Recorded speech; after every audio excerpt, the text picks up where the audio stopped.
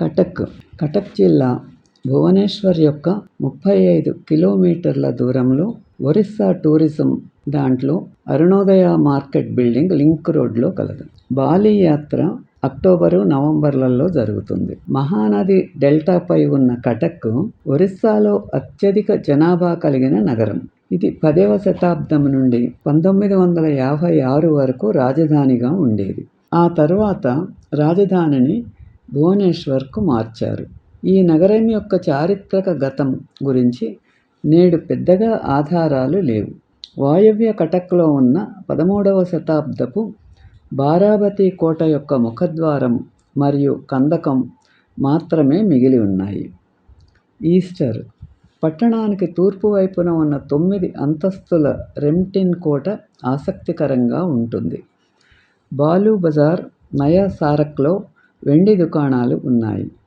ఇక్కడ కట్టా యొక్క ప్రసిద్ధ వెండి ఫిలిగ్రీ ఆభరణాలు తయారు చేయబడతాయి. సమీపంలోని జైల్ రోడ్లోని దుకాణాలలో ఇకాట్ పట్టు, చెక్కిన కొమ్ము వస్తువులు మరియు చిత్రలేఖనాలతో సహా ఒరిస్సా యొక్క అన్ని రకాల అందమైన హస్తకళలు అందుబాటులో ఉన్నాయి.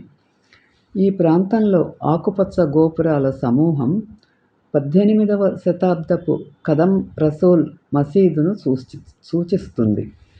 ఇక్కడ ఒక గుండ్రని రాయిపై ప్రవక్త మహమ్మద్ పాదముద్రలు చెక్కబడి ఉన్నాయి. కటక్లోని 18వ శతాబ్దపు కర్దం రసూల్ మసీదు. ఇండోనేషియా కనెక్షన్ క్రీస్తుపూర్వం 1వ శతాబ్దం నుండి క్రీస్తుశకము 14వ శతాబ్దం వరకు ఒరిస్సాలోని వరుస రాజ్యాల శక్తి మరియు సంపద ముఖ్యంగా బాలి, జావా మరియు సుమత్రాలతో జరిగిన వాటి సుసంపన్నమైన సముద్ర వాణిజ్యం నుండి వచ్చాయి. నిజానికి 10వ శతాబ్దం నుండి ఒరిస్సా యొక్క ప్రాచీన నామమైన కళింగ నుండి ఉద్భవించిన క్లింగ్ అనే పదాన్ని ఇండోనేషియాలో భారతదేశాన్ని మరియు భారతీయులను సూచించడానికి ఉపయోగిస్తున్నారు. ఈ వాణిజ్య సంబంధాలతో పాటు సాంస్కృతిక ప్రభావాలు కూడా వచ్చాయి. అవి ఇప్పటికీ ఒరిస్సా చేతి వృత్తులలో కనిపిస్తాయి.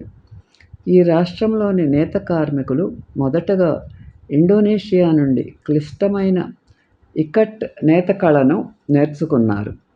ఆ తర్వాత ఇండోనేషియాలోని రాజదర్బార్లు మరియు దేవాలయాలలో జరిగే ఉత్సవాల కోసం పట్టు వస్త్రాలన్నింటినీ నేయడానికి ప్రత్యేకంగా నియమించబడ్డారు.